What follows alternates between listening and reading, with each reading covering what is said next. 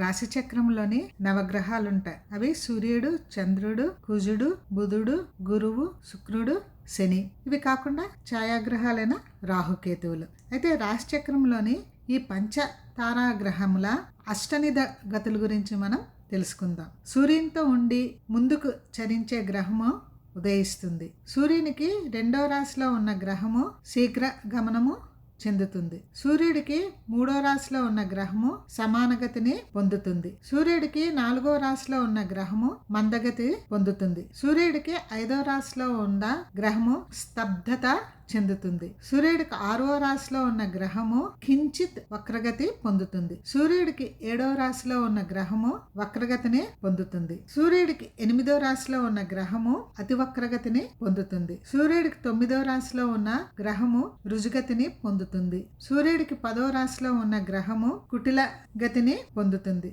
సూర్యుడికి 11వ రాశిలో ఉన్న గ్రహము శీఘ్రగతిని పొందుతుంది. సూర్యుడికి 12వ రాశిలో ఉన్న గ్రహము అతి శీఘ్రగతిని పొందుతుంది. సూర్యుడితో ఏ గ్రహం అయితే యుతి చెందుతుందో ఆ గ్రహం అస్తగతం అవుతుంది.